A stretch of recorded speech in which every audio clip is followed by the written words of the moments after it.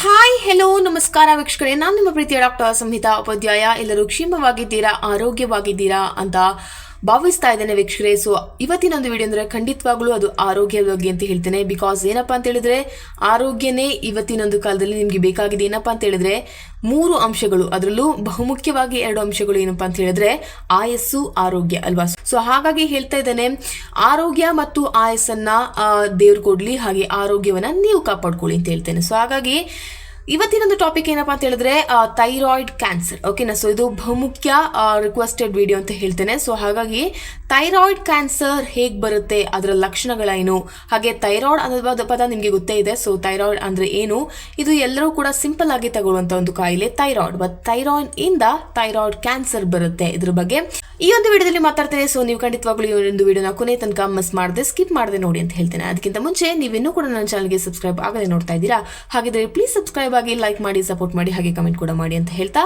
ಇವತ್ತಿನ ಒಂದು ವಿಡಿಯೋನ ಸ್ಟಾರ್ಟ್ ಮಾಡೋಣ. ಓಕೆನಾ. ಸೊ ಥೈರಾಯ್ಡ್ ಕ್ಯಾನ್ಸರ್ ಏನು, ಇದು ಹೇಗೆ ಈ ಒಂದು ಕ್ಯಾನ್ಸರ್ ಹರಡುತ್ತೆ. ಸೊ ನೀವು ಕ್ಯಾನ್ಸರ್ ಅಂತ ಎಂದ ತಕ್ಷಣ ಭಯಪಡುವ ಅವಶ್ಯಕತೆ ಇಲ್ಲ. ಬಿಕಾಸ್ ಏನಪ್ಪ ಅಂತ ಹೇಳಿದ್ರೆ ಈ ಒಂದು ಥೈರಾಯ್ಡ್ ಕ್ಯಾನ್ಸರ್ ಹಾಗೂ ಸ್ಟೊಮಕ್ ಕ್ಯಾನ್ಸರ್, ಈಗ ಹೊಸ ಕ್ಯಾನ್ಸರ್ಗಳು ಕೂಡ ಬರ್ತಾ ಇದೆ. ಸೊ ರೇರ್ ಆಗಿ ಕಾಣಿಸ್ಕೊಳ್ತಾ ಇರುವ ಈ ಒಂದು ಕ್ಯಾನ್ಸರ್ ಈಗ ಒಂದಲ್ಲ ಎರಡಲ್ಲ, ಈ ಒಂದು ದಿನಕ್ಕೆ ಒಂದು 10-15 ಕೇಸ್ಗಳು ಹೊಸದಾಗಿ ಬರ್ತಾ ಇವೆ. ಸೊ ಇದಕ್ಕೆ ಕಾರಣವೇನು, ನಮ್ಮ ಜೀವನ ಶೈಲಿ ಹಾಗೂ ಆಹಾರ ಪದ್ಧತಿ. ಓಕೆನಾ. ಸೊ ಇವೆಲ್ಲವೂ ಕೂಡ ನೀವು ನಿಮ್ಮ ಗಮನಕ್ಕೆ ತರಬೇಕಾಗಿದೆ. ಸೊ ಇವತ್ತು ನೀವು ತುಂಬಾ ಕಾನ್ಸಂಟ್ರೇಟ್ ಮಾಡಬೇಕಾದ ಒಂದು ಅಂಶವೇನಪ್ಪ ಅಂತ ಹೇಳಿದ್ರೆ ನಿಮ್ಮ ಆರೋಗ್ಯ. ಸೊ ಥೈರಾಯ್ಡ್ ಕ್ಯಾನ್ಸರ್ನಿಂದ ಅನೇಕ ನಟರಾಗಿರ್ಲಿ, ಅನೇಕ ವ್ಯಕ್ತಿಗಳಾಗಿರ್ಲಿ, ಅನೇಕ ಪ್ರಶಸ್ತ ನಟರು ಸಾಯ್ತಾ ಇದ್ದಾರೆ. ಸೊ ಇದಕ್ಕೆ ಏನಪ್ಪ ಅಂತ ಕೇಳಿದ್ರೆ ಜೀವನ ಶೈಲಿ ಹೇಗಿದೆ, ನಿಮ್ಮ ನಿದ್ರೆ ಹೇಗಿದೆ, ನಿದ್ರಾ ಸಮಯ ಹೇಗಿದೆ, ಹಾಗೂ ಊಟದ ಸಮಯ ಹೇಗಿದೆ, ಹಾಗೂ ನೀವು ತಿನ್ನುವ ಆಹಾರದಲ್ಲಿ ಎಷ್ಟು ಫ್ಯಾಟ್ ಕಂಟೆಂಟ್ ಇರುತ್ತೆ, ಹಾಗೂ ಎಷ್ಟು ಒಂದು ಶುಷ್ಕರಿಸಿದ ಆಹಾರವನ್ನು ತಿಂತೀರೋ, ಇದರ ಬಗ್ಗೆ ಎಲ್ಲರ ಬಗ್ಗೆ ನೀವು ಗಮನ ಹರಿಸಬೇಕಾಗುತ್ತೆ ಅಂತ ಹೇಳ್ತೇನೆ. ಸೊ ಇದರ ಲಕ್ಷಣಗಳು ಯಾವುವು ಅದ್ರ ಬಗ್ಗೆ ಹೇಳ್ತೇನೆ. ಸೊ ಬೇಗನೆ ಈ ಒಂದು ವಿಷಯಗಳಿಗೆ ಹೋಗ್ತೇನೆ. ಸೊ ಈ ಒಂದು ಥೈರಾಯ್ಡ್ ಕ್ಯಾನ್ಸರ್ ಆರಂಭದಲ್ಲೇ ನಿಮಗೆ ಯಾವುದೇ ಲಕ್ಷಣಗಳನ್ನು ಗೋಚರಿಸುವುದಿಲ್ಲ. ಇದು ಬಹುಮುಖ್ಯವಾದ ಟಾಪಿಕ್ ಅಂತ ಹೇಳ್ತೇನೆ. ಸೊ ಇದು ನಿಮಗೆ ಫಸ್ಟ್ ಆಫ್ ಆಲ್ ನೀವು ಥೈರಾಯ್ಡ್ ಅಂತ ಡಾಕ್ಟರ್ನ ಕನ್ಸಲ್ಟ್ ಮಾಡಿದ್ರು ಕೂಡ, ದಪ್ಪವಾಗಿ ಕಾಣಿಸ್ಕೊಂಡ್ರು ಕೂಡ ನಿಮಗೆ ಆರಂಭದಲ್ಲಿ ಯಾವುದೇ ಲಕ್ಷಣಗಳಾಗಲಿ ಇಂತಿಷ್ಟು ಲಕ್ಷಣಗಳು ನಿಮಗೆ ಕಾಣಿಸ್ಕೊಳ್ಳುವುದಿಲ್ಲ ಅಂತ ಹೇಳ್ತೇನೆ. ಸೊ ಇದಕ್ಕೆ ಚಿಕಿತ್ಸೆ ನೀಡದಿದ್ದರೆ ಪ್ರಾಣಹಾನಿಯೂ ಕೂಡ ಆಗ್ಬೋದು. ಓಕೆನಾ. ಸೊ ವಾಟ್ ಇಸ್ ದಿಸ್ ಅಂತ ಹೇಳ್ತೇನೆ. First of all, so thyroid cancer ಎಂದರೆ ಏನು ಅಲ್ವಾ. ಸೊ ಒಬ್ಬರ ಕುತ್ತಿಗೆಯಲ್ಲಿರುವ ಗ್ರಂಥಿಯು ಸಾಧಾರಣವಾಗಿ ಕಾಣಿಸಬಹುದು. ಆದರೆ ಕ್ಯಾನ್ಸರ್ ವಿಷಯಕ್ಕೆ ಬಂದಾಗ ಥೈರಾಯ್ಡ್ ಗ್ರಂಥಿಯಲ್ಲಿ ಅಸಹಜ ಕೋಶಗಳು ಬೆಳವಣಿಗೆಯಾದಾಗ ಥೈರಾಯ್ಡ್ ಕ್ಯಾನ್ಸರ್ ಸಂಭವಿಸುತ್ತದೆ. ಇದು ಚಯಾಪಚಯ ಮತ್ತು ಹಾರ್ಮೋನ್ ಏನದೆ ಇದರ ಮಟ್ಟವನ್ನು ನಿಯಂತ್ರಿಸುವ ಕುತ್ತಿಗೆಯಲ್ಲಿರುವ ಸಣ್ಣ ಚಿಟ್ಟೆ ಆಕಾರದ ಗ್ರಂಥಿಯಾಗಿದೆ. ಇದು ಚಯಾಪಚಯ, ಹೃದಯ ಬಡಿತ ಮತ್ತು ತಾಪಮಾನವನ್ನು ನಿಯಂತ್ರಿಸುವ ಹಾರ್ಮೋನುಗಳನ್ನು ಉತ್ಪಾದಿಸುತ್ತೆ. ಸೊ ನಿಮ್ಮ ಎಲ್ಲ ಒಂದು ದೇಹದಲ್ಲಿ ಆಗುವ ಕ್ಯಾನ್ಸರ್ಗಳು ಸ್ಟಾರ್ಟ್ ಆಗೋದೇ ಈ ಒಂದು ಅಸಹಜ ಕೋಶಗಳು ಬೆಳವಣಿಗೆಯಿಂದ. ಓಕೆನಾ. ಸೊ ಸಹಜ ಕೋಶಗಳ ಬೆಳವಣಿಗೆಯಿಂದ ಯಾವುದೇ ತೊಂದರೆ ಉಂಟಾಗುವುದಿಲ್ಲ. ಬಟ್ ಅಸಹಜ ಕೋಶಗಳು ನಿಮ್ಮ ಒಂದು ಯಾವುದೇ ಒಂದು ದೇಹದ ಭಾಗಗಳಲ್ಲಿ ಬೆಳೆದರೂ ಕೂಡ ಅದು ಫಸ್ಟ್ ಅಲ್ಲಿ ಯಾವುದೇ ಲಕ್ಷಣಗಳನ್ನ ಕಾಣಿಸ್ಕೊಳ್ಳುವುದಿಲ್ಲ. ಬಟ್ ಬರ್ತಾ ಅದರ ಲಕ್ಷಣಗಳು ನಿಮ್ಮ ಬಾಡಿಯಲ್ಲಿ, ನಿಮ್ಮ ದೇಹದಲ್ಲಿ, ನಿಮ್ಮ ತೂಕದಲ್ಲಿ, ನಿಮ್ಮ ಸ್ಕಿನ್ ಅಲ್ಲಿ ಕಾಣಿಸ್ಕೊಳ್ಳುತ್ತೆ. ಸೊ ಹೀಗೆ ಅದು ಕ್ಯಾನ್ಸರ್ಗೆ ಮಾರ್ಪಡುತ್ತೆ. ಓಕೆನಾ. ಸೊ ಯಾವೆಲ್ಲ ರೀತಿಯ ಥೈರಾಯ್ಡ್ ಕ್ಯಾನ್ಸರ್ಗಳಿವೆ ಫಸ್ಟ್ ಅದ್ರ ಬಗ್ಗೆ ತಿಳ್ಕೊಳ್ಳೋಣ. ಸೊ ಪ್ಯಾಪಿಲರಿ ಥೈರಾಯ್ಡ್ ಕ್ಯಾನ್ಸರ್ ಸುಮಾರು 70 to 80% ಅಂದ್ರೆ 70-80% ಪ್ರಕರಣಗಳು ದಾಖಲಾಗಿವೆ. ಇದು ನಿಧಾನವಾಗಿ ಬೆಳೆಯುತ್ತೆ. ಓಕೆನಾ. ಸೊ ನಿಮಗೆ ಕೂಡ ಆರಂಭದ ಹಂತದಲ್ಲಿ ನಿಮಗೆ ಕಂಡುಹಿಡಲಿಕ್ಕೆ ಒಂಚೂರು ಕೂಡ ಆಗೋದೇ ಇಲ್ಲ. Next one is follicular thyroid cancer. So ಇದು ಸರಿಸುಮಾರು 20% ಜನರಲ್ಲಿ ಕಾಣಿಸ್ಕೊಳ್ಳುತ್ತೆ. ಈ ಒಂದು ಪ್ರಕರಣಗಳು ದಾಖಲಾಗಿದೆ. ಇದು ನಿಧಾನವಾಗಿ ಬೆಳೆಯುತ್ತೆ. ಓಕೆನಾ. ಸೊ ಈ ಒಂದು ಕಡಿಮೆ ಎಂತ ಹೇಳೋದು, ಈ ಒಂದು ಕಡಿಮೆ ಸಾಮಾನ್ಯ ವಿಧಗಳಲ್ಲಿ ಮೆಡುಲರಿ ಥೈರಾಯ್ಡ್ ಕ್ಯಾನ್ಸರ್ ಮತ್ತು ಅನಾಪ್ಲಾಸ್ಟಿಕ್ ಥೈರಾಯ್ಡ್ ಕ್ಯಾನ್ಸರ್ ಸೇರಿವೆ. ಇವು ಹೆಚ್ಚು ಆಕ್ರಮಣಕಾರಿ ಅಂತ ಕೂಡ ಹೇಳ್ಬೋದು. ಸೊ ಈ ಒಂದು ಕಡಿಮೆ ಸಾಮಾನ್ಯ ಒಂದು ಮೆಡುಲರಿ ಥೈರಾಯ್ಡ್ ಕ್ಯಾನ್ಸರ್ ಅಂತ ಹೇಳಿದ್ರೆ ನೀವು ತಲೆಗೆ ತಗೋಬೇಕಾಗಿದೆ ಅಂತ ಹೇಳಿದ್ರೆ ಇದು ಅಸಾಮಾನ್ಯವಾಗಿದೆ, ಅಂದ್ರೆ ಆಕ್ರಮಣಕಾರಿ ಕೋಶಗಳಾಗಿವೆ. ಸೊ ಇದರ ಲಕ್ಷಣಗಳೇನು ಅದ್ರ ಬಗ್ಗೆ ಹೇಳ್ತೇನೆ. ಸೊ ಥೈರಾಯ್ಡ್ ಕ್ಯಾನ್ಸರ್ನ ಲಕ್ಷಣಗಳು, ಥೈರಾಯ್ಡ್ ಕ್ಯಾನ್ಸರ್ ಸಾಮಾನ್ಯವಾಗಿ ನಿಧಾನವಾಗಿ ಬೆಳೆಯುತ್ತೆ. ಸೊ ಮತ್ತು ಆರಂಭಿಕ ಹಂತಗಳಲ್ಲಿ ನಿಮಗೆ ಯಾವುದೇ ರೀತಿಯಾದಂತಹ ಲಕ್ಷಣಗಳನ್ನು ಇದು ತೋರಿಸುವುದೇ ಇಲ್ಲ. ಸೊ ಪ್ರಮುಖ ಎಚ್ಚರಿಕೆ ಚಿಹ್ನೆಗಳು ಏನಪ್ಪಾ ಅಂತ ಹೇಳಿದ್ರೆ ಆಡಮ್ಸ್ ಆಪಲ್ನ ಕೆಳಗೆ ಕುತ್ತಿಗೆಯ ಮುಂಭಾಗದಲ್ಲಿ ಗಡ್ಡೆ ಅಥವಾ ಊತ ಉಂಟಾಗುತ್ತೆ. ಸೊ ಸಾಮಾನ್ಯವಾಗಿ ನೀವೇನ್ ಮಾಡ್ತೀರಾ, ಒಂದು ಕುತ್ತಿಗೆ ಕೆಳಗೆ ಗಡ್ಡೆ ಅಥವಾ ಊತ ಉಂಟಾದ್ರೆ ನೀವು ಥೈರಾಯ್ಡ್ ಅಂತ ಹೇಳ್ತೀರಾ, ಅಂದ್ರೆ ಒಮೆಗಾ 3 ಒಂದು ಅಂಶದ ಕೊರತೆ ಅಂತ ನೀವು ಹೇಳ್ತೀರಾ. ಸೊ ಇದು ಕಾಲಾನಂತರದಲ್ಲಿ ಬೆಳೆಯಬಹುದು ಅಥವಾ ನಿಮಗೆ ಚಿಕ್ಕದಾಗಿ ಕಾಣಿಸ್ಕೊಳ್ಳುತ್ತೆ. ನಿಮ್ಗೆ ಯಾವುದೇ ರೀತಿಯಂತ ನೋವಾಗ್ಲಿ, ಉರಿಯೂತವಾಗ್ಲಿ ಅಥವಾ ಯಾವುದೇ ಲಕ್ಷಣಗಳು, ಊಟಕ್ಕೆ ತಡಸವಾಗುವಂಥದ್ದು, ಊಟವನ್ನು ತಡೆಗಟ್ಟುವುದು, ಯಾವುದೇ ರೀತಿಯಾದಂಥ ತೊಂದರೆ ನಿಮ್ಗೆ ಇರುವುದಿಲ್ಲ. ಸೊ ಸಾಮಾನ್ಯವಾಗಿ ನೀವು ಅದನ್ನ ಸಾಮಾನ್ಯವಾಗಿ ಇಟ್ಬಿಡ್ತೀರಾ. ಸೊ ಅದನ್ನ ಸೀರಿಯಸ್ ಆಗಿ ತಗೊಳ್ಳೋದೇ ಇಲ್ಲ. ನಿರಂತರ ಒರಟುತನ ಅಥವಾ ಸುಧಾರಿಸದ ಧ್ವನಿಯಲ್ಲಿ ಬದಲಾವಣೆ ಆಗ್ಬೋದು. ಸೊ ಇದು ಬರ್ತಾ ಬರ್ತಾ ಏನಾಗುತ್ತೆ ಅಂತ ಹೇಳಿದ್ರೆ, ಒಂದು ವಾಯ್ಸ್ ನಲ್ಲಿ ಒರಟುತನ, ನಿಮ್ಮ ಗಂಟ್ಲು ಒಣಗುವಂಥದ್ದು ಅಥವಾ ನಿಮ್ಮ ಧ್ವನಿಯಲ್ಲಿ ಬದಲಾವಣೆ ಆಗುವಂಥದ್ದು ಹೀಗೆ ಆಗುತ್ತೆ. ನೆಕ್ಸ್ಟ್ ನುಂಗಲು, ಇದು ಆದ ತಕ್ಷಣ ಈ ಒಂದು ಕಾಯಿಲೆ ಫಸ್ಟ್ ಸ್ಟೇಜ್ ಅಲ್ಲಿ ಯಾವುದೇ ಲಕ್ಷಣಗಳಿರುವುದಿಲ್ಲ. ನಂತರ ಒರಟುತನ ಮತ್ತು ಸುಧಾರಿಸಿದ ಒಂದು ಧ್ವನಿಯಲ್ಲಿ ಬದಲಾವಣೆಯನ್ನು ಕಾಣ್ಬೋದು. ನೆಕ್ಸ್ಟ್ ನುಂಗಲು ಮತ್ತು ಈ ಒಂದು ಉಸಿರಾಟ ಏನಿದೆ ಅದರ ತೊಂದರೆ ಕೂಡ ನಿಮ್ಮಲ್ಲಿ ಕಾಣಿಸ್ಕೊಳ್ಬಹುದು, ಅಥವಾ ನಿಮ್ಮ ಗಂಟಲಿನಲ್ಲಿ ಏನೋ ಒಂದು ಸಿಲುಕಿಕೊಂಡ ಹಾಗೆ ನಿಮಗೆ ಭಾವನೆ ಆಗ್ಬೋದು. ಓಕೆನಾ. ಇದು ಕೊನೆಯ ಸ್ಟೇಜ್ ಬರುವಾಗ ಮಾತ್ರ ನಿಮಗೆ ಇದು ಗೊತ್ತಾಗುತ್ತೆ ಇಷ್ಟೆಲ್ಲ ತಡೆಗಟ್ತಾ ಇದೆ ಅಂತ. ಸೊ ಫಸ್ಟ್ ಆಫ್ ಆಲ್ ನಿಮಗೆ ಯಾವುದೇ ಲಕ್ಷಣಗಳೆಂದು ಕಾಣಿಸೋದಿಲ್ಲ. ಸೊ ಹಾಗಾಗಿ ನಿಮಗೆ ಟ್ರೀಟ್ಮೆಂಟ್ಗೂ ಕೂಡ ಲೇಟ್ ಆಗ್ಬೋದು. ಸೊ ಕುತ್ತಿಗೆಯಲ್ಲಿ ಊದಿಕೊಂಡ ದುಗ್ಧರಸ ಗ್ರಂಥಿಗಳು, ಸ್ಪಷ್ಟ ಕಾರಣವಿಲ್ಲದೆ ಮುಂದುವರಿಯುವ ಕೆಮ್ಮು, ಇವುಗಳಲ್ಲಿ ಯಾವುದನ್ನಾದರೂ ನೀವು ಗಮನಿಸಿದರೆ, ವಿಶೇಷವಾಗಿ ಕುತ್ತಿಗೆಯಲ್ಲಿ ಹೊಸ ಗಡ್ಡೆ ಅಥವಾ ಊತವನ್ನ ಕಾಣಿಸಿಕೊಂಡ್ರೆ ಯಾವುದೇ ವಿಳಂಬವಿಲ್ಲದೆ ನೀವು ವೈದ್ಯಕೀಯ ಮೌಲ್ಯಮಾಪನವನ್ನು ಪಡೆಯಲು ಸೂಚಿಸಲಾಗಿದೆ. ಓಕೆನಾ. ಸೊ ನೀವು ಇದನ್ನ ಸೀರಿಯಸ್ಲಿ ತಗೊಳ್ಳೇಬೇಕಾಗುತ್ತೆ. ಬಿಕಾಸ್ ಯಾಕಪ್ಪ ಅಂತ ಹೇಳಿದ್ರೆ, ನೀವು ಇದನ್ನ ಏನೋ ಒಂದು ಗಂಟ್ಲಲ್ಲಿ ಸ್ವಲ್ಪ ಚಿಕ್ಕದಾದ ಸಣ್ಣ ಗಡ್ಡೆ ಏನಾದರೂ ಬಂದರೂ ಕೂಡ, ನರ್ವ್ ಟ್ವಿಸ್ಟ್ ಆದರೂ ಕೂಡ ನೀವು ಹೋಗ್ಬೇಕಾಗುತ್ತೆ. ಓಕೆನಾ. ಕೆಲವೊಮ್ಮೆ ಅದು ನರ್ವ್ ಟ್ವಿಸ್ಟ್ ಆಗಿರ್ಬೋದು. ಇನ್ನು TB ಕೂಡ ಗಂಟ್ಲಲ್ಲೂ ಕೂಡ ಬರುತ್ತೆ. ಓಕೆನಾ. ನಿಮ್ಗೆಲ್ರಿಗೂ ಗೊತ್ತೇ ಇದೆ ಅಂತ ಅನ್ಕೊಳ್ತಾ ಇದ್ದೇನೆ. ಸೊ TB ಜಸ್ಟ್ ಬಾಡಿಯಲ್ಲಿ, ಬ್ಲಡ್ ಅಲ್ಲಿ ಬರುವಂಥದ್ದಲ್ಲ. ಸೊ ಗಂಟ್ಲಲ್ಲೂ ಕೂಡ ಬರುತ್ತೆ. ಇಲ್ಲಿ ದೇಹದ ಯಾವ ಭಾಗದಲ್ಲಿ ಕೂಡ TB ಬರ್ಬೋದು. ಓಕೆನಾ. ಸೊ ಇದು ಒಂದು ಗಡ್ಡೆ ರೂಪದಲ್ಲಿ, ಒಂದು ಲಂಪ್ ರೂಪದಲ್ಲಿ ಫಸ್ಟ್ ಆಫ್ ಆಲ್ ಕಾಣಿಸತೊಡಗುತ್ತೆ. ನೆಕ್ಸ್ಟ್ ಇದರ ಪರಿಣಾಮಗಳನ್ನ ಜ್ವರದ ಮೂಲಕ ಅಥವಾ ಕೆಮ್ಮಿನ ಮೂಲಕವಾಗಿರಲಿ ಅಥವಾ ನಿಮ್ಮ ಅದು ಬ್ಲಡ್ ಅಲ್ಲಿ ಸೇರ್ಕೊಂಡಾಗಿರಲಿ ನಿಮಗೆ ಅದು ಕಾಣಿಸ್ಕೊಳ್ಳುತ್ತೆ. ನೆಕ್ಸ್ಟ್ ಅತಿಯಾದ ಜ್ವರದಿಂದ ಮೂಲಕ ನಿಮಗೆ ಇದು ಕಾಣಿಸ್ಕೊಳ್ಳುತ್ತೆ. ಸೊ ಹಾಗಾಗಿ ಎಲ್ಲೋ ಒಂದು ಭಾಗದಲ್ಲಿ ಆದ್ರೂ ಪರವಾಗಿಲ್ಲ, ಏನೋ ಒಂದು ರೀತಿಯಲ್ಲಿ ಗಡ್ಡೆ ಕಾಣಿಸಿಕೊಳ್ಳುತ್ತೆ ಅಂತ ಹೇಳಿದ್ರೆ ಇದು ಸಾಧಾರಣ ಲಂಪ್ ಕೂಡ ಆಗಿರ್ಬೋದು. ಓಕೆನಾ. ಇದು ಸಾಧಾರಣ ಲಂಪ್ ಆಗಿದ್ರೂ ಕೂಡ ನೀವು ಅದನ್ನ ಒಮ್ಮೆ ತಗೊಂಡು ಹೋಗಿ ನಿಮ್ಮ ಈ ಒಂದು ದೇಹದಲ್ಲಿ ಇಂತಹ ಬದಲಾವಣೆ ಇದೆ ಅಂತ ವೈದ್ಯರನ್ನ ಮೀಟ್ ಮಾಡೋದು ಅತಿ ಮುಖ್ಯ ಅಂತ ಹೇಳಿದೆ. ಸೊ ವಿಳಂಬ ಮಾಡಬೇಡಿ, ವೈದ್ಯಕೀಯ ಮೌಲ್ಯಮಾಪನವನ್ನು ನೀವು ಪಡೆಯಲೇಬೇಕು. ಸೊ ಗಡ್ಡೆಯು ಸೌಮ್ಯವಾಗಿರ್ಬೋದು, ಆದರೆ ತೊಡಕುಗಳನ್ನು ತಪ್ಪಿಸಲು ಸಕಾಲಿಕ ತಪಾಸಣೆಗಳು ನಿರ್ಣಾಯಕವಾಗಿದೆ. ಅಂದ್ರೆ ಅದನ್ನು ನೋವು ಇರೋದಿಲ್ಲ, ಯಾವುದೇ ರೀತಿಯಾದಂತಹ ನಿಮಗೆ ನಿಮ್ಮ ಒಂದು ಜೀವನ ಶೈಲಿಯಲ್ಲಿ ಅಡ್ಡ ಬರೋದಿಲ್ಲ, ಆದ್ರೂ ಕೂಡ ಅದನ್ನು ತಗೊಂಡೋಗಿ ವಿಳಂಬಿಸದೆ ತೋರಿಸಿ ಅಂತ ಹೇಳ್ತೇನೆ. ಸೊ ಇನ್ನು ನೀವು ತಿಳಿದಿರಬೇಕಾದ ಅಪಾಯಕಾರಿ ಅಂಶಗಳೇನಪ್ಪಾ ಅಂತ ಹೇಳ್ತೇನೆ.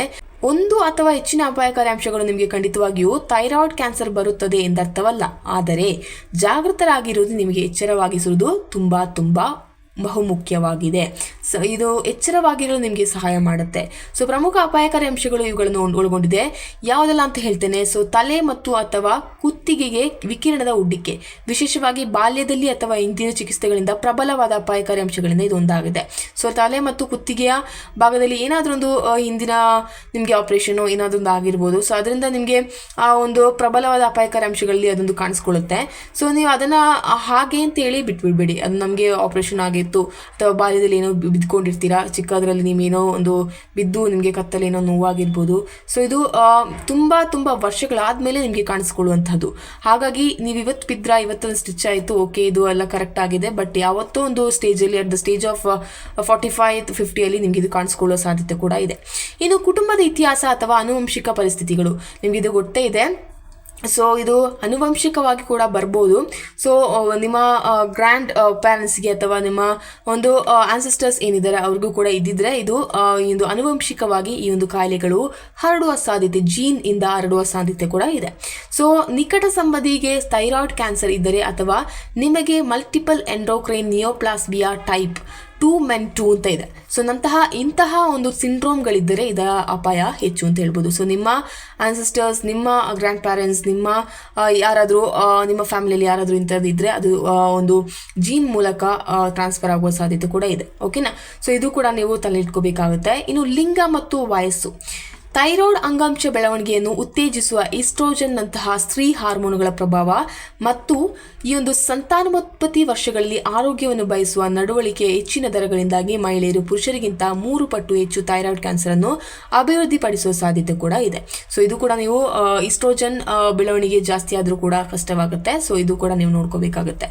ಇನ್ನು ಬೊಜ್ಜು ಅಥವಾ ಅಧಿಕ ತೂಕ, ಇದೆಲ್ಲರೂ ನಾನು ಹೇಳ್ತಾನೆ ಇದ್ದೆ, ಬೊಜ್ಜು ಅಥವಾ ಅಧಿಕ ತೂಕ ನೀವು ಕಮ್ಮಿ ಮಾಡಲೇಬೇಕು, ಯಾವುದಾದ್ರೂ ಒಂದು ರೀತಿಯಲ್ಲಿ ನೀವು ಕಮ್ಮಿ ಮಾಡಬೇಕಾಗುತ್ತೆ ಅಂತ ಹೇಳ್ತೇನೆ. ಅಂದರೆ ಡಯಟ್ ಮಾಡಬೇಕು, ಆದರೆ ಡಯಟ್ ಅಂತ ಹೇಳಿ ಇಡೀ ದಿನ ತಿನ್ನೋದಿರುವಂಥದ್ದು, ಇಡೀ ದಿನ ಒಂದು ಬದಾಮಲ್ಲಿ ಒಂದು ಜ್ಯೂಸಲ್ಲಿ ಇರುವಂಥದ್ದು ಇದು ತಪ್ಪು. ಡಯಟ್ ಕರೆಕ್ಟಾಗಿರುವಂತಹ ಡಯಟ್ ಪೀಡಿಯಾಟ್ರಿಷಿಯನ್ ಇರ್ತಾರೆ, ಅವ್ರ ಹತ್ರ ನೀವು ಕನ್ಸಲ್ಟ್ ಮಾಡಿ ಅವ್ರ ಹತ್ರ ಹೇಗೆ ನೀವು ಡಯಟನ್ನು ನಿಮ್ಮ ಬಾಡಿಗೆ ತಕ್ಕಂತೆ ನೀವು ಮಾಡ್ಕೋಬೇಕಾಗತ್ತೆ. ಓಕೆನಾ. ಎಟ್ ಅ ಟೈಮ್ ನೀವು ಒಂದೇ 80-90 kg ಇದ್ದವರು ಒಂದು ಗ್ಲಾಸ್ ನೀರಲ್ಲೇ ನಿಲ್ಲೋಕೆ ಸ್ಟಾರ್ಟ್ ಮಾಡಿದ್ರೆ ಇದು ನಿಮಗೆ ಗ್ಯಾಸ್ಟ್ರಿಕ್ ಪ್ರಾಬ್ಲಮ್ ಆಗಿ ಅಲ್ಸರ್ ಅಂತಹ ಕ್ಯಾನ್ಸರ್ ಉಂಟು ಮಾಡುತ್ತೆ ಹೊರತು ನಿಮ್ಗೆ ಯಾವುದೇ ರೀತಿಯಂತಹ ಡಯಟರಿ ಪ್ಲಾನ್ಸ್ ತರೋದಿಲ್ಲ. ಓಕೆನಾ. ಸೊ ಹಾಗಾಗಿ ನೀವು ನಿಮ್ಮ ಆರೋಗ್ಯವನ್ನು ನೋಡ್ಕೋಬೇಕಂತ ಹೇಳಿದ್ರೆ ನೀವು ಖಂಡಿತವಾಗ್ಲೂ ಒಂದು ಒಳ್ಳೆಯ ಒಂದು ಗ್ಯಾಸ್ಟ್ರೋ ಅಥವಾ ಈ ಒಂದು ಡಯಟರಿ ಡಾಕ್ಟರ್ಸ್ ಕನ್ಸಲ್ಟೆನ್ಸ್ ಇರ್ತಾರೆ, ಅವ್ರನ್ನ ನೀವು ಕನ್ಸಲ್ಟ್ ಮಾಡಬೇಕಾಗತ್ತೆ ಅಂತ ಹೇಳ್ತೇನೆ. ಓಕೆನಾ. ಕರೆಕ್ಟ್ ಆದಂತಹ ಡಾಕ್ಟರ್ನ ಫಾಲೋ ಮಾಡಿ ಹಾಗೆ ಅದನ್ನು ಬೊಜ್ಜು ಮತ್ತು ಅಧಿಕ ತೂಕವನ್ನು ಕರಗಿಸಿಕೊಳ್ಳಿ. ಕೆಲವೊಬ್ಬರಿಗೆ ಜಿಮ್ ಆಗೋದಿಲ್ಲ, ಕೆಲವೊಬ್ಬರಿಗೆ ಆಗುತ್ತೆ, ಕೆಲವೊಬ್ಬರಿಗೆ ಡಯಟ್ ಆಗೋದಿಲ್ಲ, ಕೆಲವೊಬ್ಬರಿಗೆ ಆಗುತ್ತೆ. ಇದೆಲ್ಲವನ್ನು ನೀವು ತಲೆ ಇಟ್ಕೋಬೇಕಾಗುತ್ತೆ. ನಿಮ್ಮ ದೇಹ ನೀವು ಹೇಗೆ ಆಹಾರವನ್ನು ಕೊಡ್ತೀರಾ ಹಾಗೆ ನಿಮ್ಮ ದೇಹ ಹೇಗೆ ನಿಮಗೆ ಒಡ್ಡುತ್ತೆ ಅನ್ನೋದ್ರ ಬಗ್ಗೆ ನೀವು ತಿಳ್ಕೋಬೇಕಾಗತ್ತೆ. ಸೊ ಬೊಜ್ಜು ಅಥವಾ ಅಧಿಕ ತೂಕ ದೀರ್ಘಕಾಲದ ಉರಿಯೂತ, ಬದಲಾದ ಹಾರ್ಮೋನ್ ಮಟ್ಟಗಳು, ಇನ್ಸುಲಿನ್ ಪ್ರತಿರೋಧ ಮತ್ತು ಆಕ್ಸಿಡೇಟಿವ್ ಒತ್ತಡ ಸೇರಿದಂತೆ ಹಲವಾರು ಕಾರ್ಯವಿಧಾನಗಳಿಂದ ಹೆಚ್ಚುವರಿ ದೇಹದ ತೂಕವು ಥೈರಾಯ್ಡ್ ಕ್ಯಾನ್ಸರ್ ಅಪಾಯವನ್ನು ಹೆಚ್ಚಿಸುತ್ತದೆ. ಬೊಜ್ಜು, ಉರಿಯೂತದ ಅಂಶಗಳು ಮತ್ತು ಲೆಫ್ಟಿನ್ ಮತ್ತು ಈಸ್ಟ್ರೋಜನ್ ನಂತಹ ಹಾರ್ಮೋನುಗಳ ಹೆಚ್ಚಳಕ್ಕೆ ಕಾರಣವಾಗುತ್ತೆ. ಇದು ಕ್ಯಾನ್ಸರ್ ಕೋಶಗಳ ಬೆಳವಣಿಗೆ ಮತ್ತು ಪ್ರಸರಣವನ್ನು ಉತ್ತೇಜಿಸುತ್ತೆ. ಓಕೆನಾ. ಸೊ ಹಾನಿಕಾರಕವಲ್ಲದ ಥೈರಾಯ್ಡ್ ಪರಿಸ್ಥಿತಿಗಳು ಕೂಡ ಇದೆ. ಸೊ ಥೈರಾಯ್ಡ್ ಸಿಂಪಲ್ ಆಗೂ ಇದೆ, ಸೊ ಸಿಂಪಲ್ ಥೈರಾಯ್ಡ್ ಆಗಿಯೂ ಇದೆ. ಓಕೆನಾ. ನಿಮಗೆ ಬಹಳಷ್ಟು ಜನರಿಗೆ ಇದೆ. ಸೊ ಅದು ಹಾನಿಕಾರಕವಲ್ಲದ ಥೈರಾಯ್ಡ್, ಅದನ್ನು ಕೂಡ ನೀವು ನಿಮಗೆ ಇದ್ದರೆ ಖಂಡಿತವಾಗ್ಲೂ ಚೆಕ್ ಮಾಡ್ಕೊಳ್ಳಿ ಅಂತ ಹೇಳ್ತೇನೆ. ಓಕೆನಾ. ಸೊ 2 ಮಂತ್ಸಿಗೆ ಒಂದ್ಸಲ 3 ಮಂತ್ಸಿಗೆ ಒಂದ್ಸಲ ಅದನ್ನು ಚೆಕ್ ಮಾಡ್ಕೊಳ್ಳಿ, ಹೇಗಿದೆ ಥೈರಾಯ್ಡ್ ಕಮ್ಮಿ ಆಗಿದೆಯಾ ಹೇಗಿದೆ ಅಂತಂದ್ರ ಬಗ್ಗೆ. ಓಕೆನಾ. ಸೊ ಗಂಟುಗಳು, ಗಾಯ್ಟರ್ ಅಥವಾ ಥೈರಾಯ್ಡ್ ಉರಿಯೂತವು ಅಪಾಯವನ್ನು ಸ್ವಲ್ಪ ಮಟ್ಟಿಗೆ ಹೆಚ್ಚಿಸಬಹುದು. ಸೊ ಹಾನಿಕಾರಕವಲ್ಲದ ಈ ಥೈರಾಯ್ಡ್ ಗಂಟೆ ಪರಿಸ್ಥಿತಿಗಳು ಕೂಡ ಇದೆ. ಇನ್ನು ತಡೆಗಟ್ಟುವಿಕೆ ಮತ್ತು ನಿರ್ವಹಣಾ ಸಲಹೆಗಳು ನಿಮಗೆ ಹೇಗೆ ಇದನ್ನು ತಡೆಗಟ್ಟಬಹುದು ಅಂತ ಕೇಳ್ತೀರಾ? ಖಂಡಿತವಾಗ್ಲೂ ಹೇಳ್ತೇನೆ.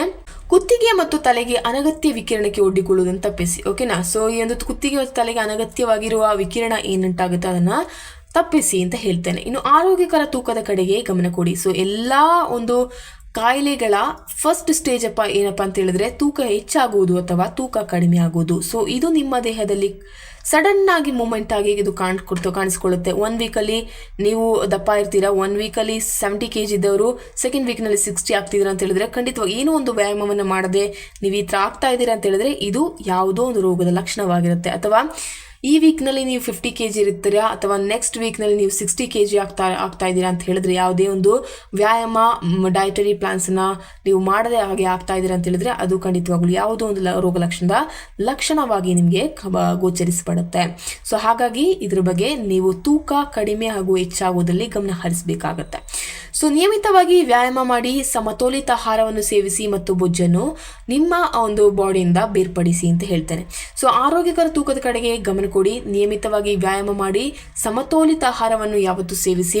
ಸೊ ಎಷ್ಟು ಟೈಮಿಂಗ್ಸ್ ಕರೆಕ್ಟಾದ ಟೈಮಿಂಗ್ಸನ್ನು ಫಾಲೋ ಮಾಡಿ, ಎಷ್ಟು ಗಂಟೆಗೆ ಬ್ರೇಕ್ಫಾಸ್ಟ್ ಮಾಡಬೇಕು, ಎಷ್ಟು ಗಂಟೆಗೆ ಲಂಚ್, ಎಷ್ಟು ಗಂಟೆಗೆ ಡಿನ್ನರ್ ಅನ್ನೋದನ್ನು ಕರೆಕ್ಟಾಗಿ ಒಂದು ಫ್ಯಾಮಿಲಿಯಲ್ಲಿ ಎಲ್ಲರೂ ಕೂಡ ಪಾಲಿಸಿದರೆ ಇದು ಕೂಡ ಒಳ್ಳೆಯದೇ. ನಿಮ್ಮ ಕುಟುಂಬದ ಇತಿಹಾಸದ ಬಗ್ಗೆ ಕೂಡ ನಿಮಗೆ ತಿಳಿದಿರಿ, ಅಂದರೆ ಆನುವಂಶಿಕ ಪರಿಸ್ಥಿತಿಗಳು ಏನಾದರೂ ಇದೆಯಾ, ಕ್ಯಾನ್ಸರ್ ಏನಾದರೂ ಇದ್ದಿದೆಯಾ ಅನ್ನೋದ್ರ ಬಗ್ಗೆ ಕೂಡ ನೀವು ತಿಳ್ಕೊಳ್ಳಿ. ಸೊ ಥೈರಾಯ್ಡ್ ಕ್ಯಾನ್ಸರ್ ನಿಮ್ಮ ಕುಟುಂಬದಲ್ಲಿ ಹರಡಿದ್ದರೆ ಮೇಲ್ವಿಚಾರಣೆ ಮತ್ತು ಆನುವಂಶಿಕ ಪರೀಕ್ಷೆಯ ಬಗ್ಗೆ ತಜ್ಞರೊಂದಿಗೆ ನೋಡ್ಕೊಳ್ಳಿ ಅಂತ ಹೇಳ್ತೇನೆ. ಓಕೆನಾ. ನಿಮ್ಮ ಕುತ್ತಿಗೆಯ ನಿಯಮಿತ ಸ್ವಯಂ ತಪಾಸಣೆಗಳನ್ನ ಕೂಡ ನಿಮಗೆ ಮಾಡ್ಕೋಬಹುದು. ಯಾವುದೇ ಹೊಸ ಗೆಡ್ಡೆಗಳು, ಊತ ಅಥವಾ ಬದಲಾವಣೆಗಳನ್ನು ಅನುಭವಿಸಿದರೆ ತಕ್ಷಣವೇ ವೈದ್ಯರನ್ನು ಭೇಟಿ ನೀಡಿ. ಆರಂಭಿಕ ಪತ್ತೆ ಹಚ್ಚುವಿಕೆ ಫಲಿತಾಂಶಗಳನ್ನು ಸುಧಾರಿಸುತ್ತದೆ. ನೀವು ಥೈರಾಯ್ಡ್ ಕ್ಯಾನ್ಸರ್ ರೋಗ ನಿರ್ಣಯವನ್ನು ಪಡೆದರೆ ಸಾಮಾನ್ಯ ಚಿಕಿತ್ಸೆಗಳಲ್ಲಿ ಶಸ್ತ್ರಚಿಕಿತ್ಸೆ, ಥೈರಾಯ್ಡ್ ಹಾರ್ಮೋನ್ ಬದಲಿ, ಕೆಲವೊಮ್ಮೆ ವಿಕಿರಣಶೀಲ ಅಯೋಡಿನ್ ಚಿಕಿತ್ಸೆ, ಬಾಹ್ಯ ವಿಕಿರಣ ಅಥವಾ ಇತರ ಔಷಧ ಚಿಕಿತ್ಸೆಗಳನ್ನ ಕೂಡ ಕೊಡ್ತಾರೆ. ಸೊ ಹಾಗಾಗಿ ನೀವು ಇದ್ರ ಬಗ್ಗೆ ಗಮನ ಹರಿಸೋದು ಖಂಡಿತವಾಗ್ಲೂ ಇಂಪಾರ್ಟೆಂಟ್ ಆಗುತ್ತೆ ಅಂತ ಹೇಳ್ತೇನೆ. ಸೊ ಇಷ್ಟೆಲ್ಲ ನಾನು ಮಾಹಿತಿಯನ್ನು ನೀಡಿದ್ದೇನೆ. ಬಿಕಾಸ್ ಯಾಕಪ್ಪ ಅಂತ ಹೇಳಿದ್ರೆ ಇದು ತುಂಬ ಚರ್ಚಾ ವಿಷಯವಾದ ಟಾಪಿಕ್ ಅಲ್ಲ, ಬಟ್ ಈಗಾಗಲೇ ಕಾಣ್ತಾ ಇರುವ ಥೈರಾಯ್ಡ್ ಕ್ಯಾನ್ಸರ್ಗೆ ಕಾಣ್ತಾ ಇರುವ ಒಂದು ಲಕ್ಷಣಗಳು ಕೂಡ ಕಾಣ್ತಾ ಇದೆ. ಸೊ ಹಾಗಾಗಿ ಬೇಗನೆ ನಿಮ್ಗೆ ಏನಾದರೂ ಒಂದು ಲಂಪ್ ಯಾವುದಾದ್ರೂ ದೇಹದ ಯಾವುದೇ ಒಂದು ಭಾಗದಲ್ಲಿ ಒಂದು ಗೆಡ್ಡೆ ಟೈಪ್ನಲ್ಲಿ ಕಾಣಿಸ್ತಾ ಇದೆ ಅಂತ ಹೇಳಿದ್ರೆ ಅದೇನೇ ಆಗಿರಲಿ ಅದನ್ನು ಭಯಪಟ್ಟು ಮನೆಯಲ್ಲಿ ಕುಳಿತುಕೊಳ್ಬೇಡಿ. ಖಂಡಿತವಾಗ್ಲೂ ವೈದ್ಯರನ್ನ ಭೇಟಿ ನೀಡಿ ಕರೆಕ್ಟ್ ಆದಂತಹ ಚಿಕಿತ್ಸೆಯನ್ನು ಪಡ್ಕೊಳ್ಳಿ ಅಂತ ಹೇಳ್ತೇನೆ. ಓಕೆನಾ? ಸೊ ಈ ಒಂದು ವಿಡಿಯೋ ನಿಮಗೆ ತುಂಬಾ ಹೆಲ್ಪ್ಫುಲ್ ಆಗಿದೆ ಅಂತ ಅನ್ಕೊಳ್ತಾ ಈ ಒಂದು ವಿಡಿಯೋನ ಸ್ಟಾಪ್ ಮಾಡ್ತೇನೆ. See you, doctor Samhita Upadhyaya. ಧನ್ಯವಾದಗಳು. Thank you.